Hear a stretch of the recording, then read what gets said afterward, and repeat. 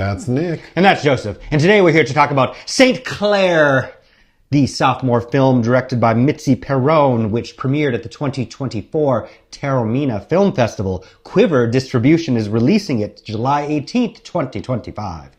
I know this director's first film was called Braid, and it was financed via Bitcoin, I believe. What is St. Clair about? In a small town, a solitary woman is haunted by voices that lead her to assassinate ill-intended people and get away with it, until her last kill sucks her down a rabbit hole riddled with corruption, trafficking, and visions from the beyond. Kill, kill, kill! What is your full quote? An intriguing setup for a deranged vigilante serial killer is marred by a tonally indifferent adaptation which doesn't know how to balance a streak of sardonic humor with cathartic bloodletting, further complicated by the casting of Bella Thorne, who is arguably too morose and too old to play a religiously afflicted, psychotic patron saint. Mine. St. Clair is a jumbled cocktail of aesthetics and ambition. Prizing style over substance, it's too tonally erratic to land the emotional or narrative weight it desperately reaches for. So this is based on a book. By Don Roth. So I was thinking, what is this book like? And apparently the book is about this, teenage girl. So that's why you're saying that Bella Thorne seems too old. I also thought she seemed old because it appears like she's in a high school. Yeah. And all of these kids look too elderly to be in high school. Yeah. But then at the very end, a news reporter refers to Bella Thorne's character as a college student. So I was confused. But in the book, which is called, because it's a series, Claire at 16 and Claire at 17, so she's like a 16-year-old, she's described as prim and proper by day and a ruthless avenger by night. And that the tone is sort of fast-paced, darkly comedic with slasher thrills. So based on my little research about the book, the movie feels nothing like that. I agree. And I'm blinking on the title, but there was a series of films, and Susan Tyrrell was a supporting character about a young woman who was very bookish by day, and at night on Hollywood Boulevard was a prostitute. Angel. That's Angel right. series. And there's a lot of films like that, like Crimes of Passion with Kathleen Turner, another one. The story is pretty simple. Bella Thorne plays the character Claire Bleecker, and she appears to be a devout Catholic. We know that her parents died some time ago, so she lives with her grandmother, played by Rebecca De Mornay. Who is lovely to see, Rebecca De Mornay, and I did like her. Yes. The premise I read makes it sound like this young lady's killing fools left and right, but really we see that when she was younger, she killed a man. And then she has hallucinations of this man named Bob. Mailman Bob. Mailman Bob. Played by Frank Whaley, who you've seen in many things, including Pulp Fiction. And she sort of accidentally killed him. He was being a creep to her. Like she went to hug him and he wouldn't let her go. So she pushed him off of her and he fell and hit a rock and died. So now he's like her guardian angel, kind of. To me, he reminded me of Griffin Dunne in American Werewolf in London, who pops up frequently in states of decomposition in that film. So we see Bella Thorne's character Claire leave school one day, sit at a bus stop when this creepy man pulls up and offers her a ride. He's played by Bart Johnson. And to anyone who can see, this man looks like trouble. But this is where you get like promising young woman vibes, because she very willingly gets in the car and it's very clear that she's going to harm this man for being a creep. And she does, she kills him. It's also important to know that she hasn't been in this school for very long, it would seem. And she has two friends, Amity and Juliana. And I was very pleasantly surprised because Juliana is played by Joy Roveras, who we know from the Tyler Perry series Beauty in Black, Jillian. Bella Thorne is also an alum of Tyler Perry's because she's in the first Boo. You told me that and I do not remember her in that. She totally is. But Claire has these two little raggedy friends and they're kind of like frenemies and things go south because Claire goes to a party hosted by Amity's ex, but he didn't invite Amity or Juliana. So they're a little pressed. And then all of a sudden, Juliana goes missing. And Claire's been doing a little research, and she says like 54 like young women have gone missing in the past 30 years. And she feels like in this small town. So she is interviewed by a detective played by Phillippe. Detective Timmons. In relation to the man who was found dead, the man who picked her up at the bus stop. But everything sort of culminates in Claire figuring out that maybe some of these disappearances are related to a house on Oak Street. So she goes to Oak Street hoping to find her homegirl, Juliana. It's very clear that the man who opens the door is a creep, and he happens to be the twin brother of the man who was killed, played by the same actor. Much different than his role in the High School Musical franchise. The twin, the surviving, the brother at the end has a terrible wig. The wig's crazy. It's bad.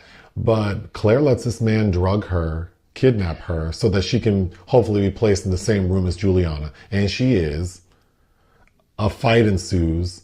Claire kills everyone.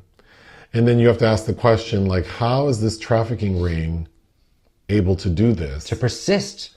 Well, they have recruiters. The first gag is that one of the recruiters is Amity, Claire's classmate. Ironically, she's named Amity. But the other gag is that they have someone in law enforcement helping them.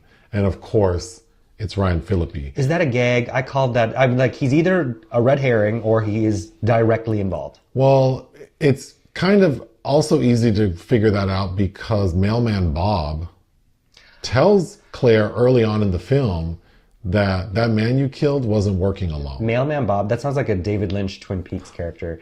Yeah, well, he's like, the man you killed that picked you up wasn't working alone. It's like, thanks, Bob. Can you tell me anything else? So in that final melee, Phillippe's character is able to get away. So Claire runs back to her grandma's house and finds that her grandma's dead. Very much like Freeway. And we learned that she had a heart attack from like the stress of everything that's happening. And Phillippe's there. And for some reason, he's not armed. In fact, he's trying to recruit Claire to be a new recruiter. He's pieced together based on her path through life that there have been suspicious dead bodies and unsolved mysteries that he attributes to her. So he feels like she'd be a good candidate to continue doing raggedy stuff. But she kills his ass. And then the very end of the film is Claire had been working on this like school play, which is being directed by this overly flamboyant gay man, who I thought was kind of ruinous. But I agree. It's during that final scene that we learn Amity is the recruiter. And we learn that because Mailman Bob tells Claire to break into Amity's cell phone. He gives Claire the password to her phone. And when she opens the text messages, she sees that not only is Amity the recruiter, but that whomever she's working for tells her to get Claire. Bring me the head of the red girl. Yes. So the final shot is the curtain opens to this production and everyone's screaming. So we can presume Claire probably killed Amity's ass. Well, why couldn't a Mailman Bob just said, it's Amity. Get Amity. She trusts Bob. Why does she have to look in the phone? I don't know. Okay, what did I like? I think the overall premise is interesting. Is very, like, the book sounds interesting. Yeah, and I haven't read it. I understand that there's kind of a streak of wit and humor that I think is largely absent from this. And I can see Bella Thorne trying to get there, but she can't quite. I think that she has grown a little bit as an actor, especially because there's a very similar film she starred in several years ago, 2018, called Girl. And that I thought she was ruinous in. So there has been some growth. But I don't know this lady, so I don't know what her acting's like. In this movie, she's very flat, but it fits the role up until I realized that that's not really what the source material is like. But I thought she was fine. She's fine, but I think I needed to see some duality and some vulnerability, especially with this religious fanaticism, because she reveres Joan of Arc, because that's who she compares herself to. They even have a classic poster framed of the Dreyer film in Gigi, Rebecca de Mornay's home. So she fancies herself to be like that. She's receiving visions from God and acting on his behalf. And she keeps chanting, everything I have said and done has been in the hands of God. I was born to do this. I am not afraid. Water off a duck's back. But I don't get that. It doesn't really coalesce in a way that, say, like the lead young woman in Saint Maud would have worked for me. It's so funny because I kept thinking Saint Maud or Saint Omer just because of the title. Sure. But I kind of wanted her to have more of the energy, I guess, of a Hassie Harrison from the Dangerous Animals, which just came out a couple months ago. I think, yeah, what's missing is the duality, because even the cinematography, there's definitely a mood. Yeah, there are times where it's just like, oh, this is promising, but it's just promising young woman, just not quite getting there. Of course, that title came up for me, Emerald Fennell's film, but Dexter, of course, I think is like, oh, this woman that is, taking it upon herself to kill men that harm women. Randomly, we had recently watched Dark Angel, The Ascent. Mm-hmm. And what's the lead's name? Which I would recommend. Scripted by Matthew Bright. Another Matthew Bright reference. But the lead of that, is her name Angela Featherstone? I remember comparing her kind of to Rebecca de Mornay, oddly, how she looked. But what didn't work for me, I think the tone is inconsistent. I agree. The narrative also feels overstuffed. There's a lot going on. But it's not really well developed. And some of the plot points, because there's a point where Claire finds Polaroid photos of young women who've clearly been drugged, and they're all on the same couch. Including Juliana. This is before Juliana's abducted. Right. So she goes to Juliana, like, girl, I found these Polaroids, and Juliana is saying, I don't want to hear it. You went to this party, like, that's against girl code, like, you're new to the group, I think you're doing too much, like, I'm cool on you. And I was a little frustrated with that. Well, especially because we learned Bella Thorne had the Polaroids. Like, wouldn't she be like, hey, look at you, you're passed out on this couch, and you said you don't do drugs, girl, what's up? Right. Like, why didn't you do that? It's not logical. Right. And then Bella Thorne, I don't think it's a terrible performance. It's kind of like how I felt about that Simon Barrett film Seance, which we reviewed a couple years ago with Suki. I always want to call her Suki Stackhouse. Suki Waterhouse, who also who's looking for her friend that disappeared from this college, I believe.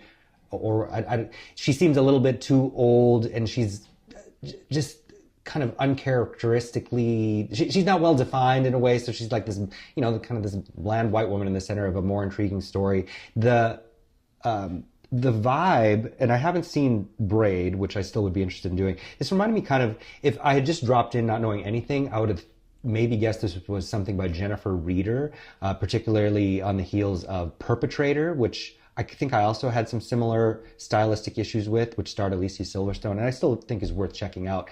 I think some of the fight choreography also suffers from some editing that seemed to cobble together that was the best that they had. Well, I actually wrote that down, that some of the tonal shifts are jarring, and that those fight scenes also have like somewhat of a supernatural quality to them that I didn't quite understand.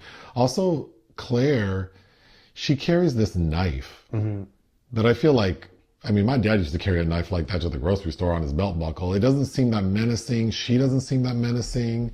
It's never made, we're being introduced to this character, right? Like, and I don't get a sense of what her abilities are. Well, in the conflict of all of the men in this are predatorial or downright dangerous, but there's one young man who's kind of a red herring, at the photographer who's at this party that she goes to where she gets hemmed up momentarily, and she's in costume, but it's kind of like Black Swan or Daryl Hannah's makeup as Pris in Blade Runner, where the eyes are blacked out. It's like, I don't understand, but there's not enough so much is going on, but there's not enough time to let certain things breathe, like maybe the conflict that she feels for at least one of the men that is actually clearly untrustworthy.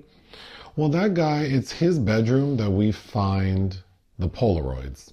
No, it's not. It's Amity's ex. Amity's ex has the Polaroids. I found that confusing. Well, then, especially if you backtrack, it's like, wait, Amity's also involved. Right. So I found that, also, it was giving me Single Black Female 3. Oh, God. How, like, old boy had his, like, attaché of information about the girl. Like, he just had these very incriminating Polaroids just in his unlocked bedroom on, like, a counter. In an unlocked bedroom. You deserve to get hemmed up immediately, sir. Maybe I wanted to have, like, a vibe of, I don't know if you remember the little girl who lives down the lane with Jodie Foster.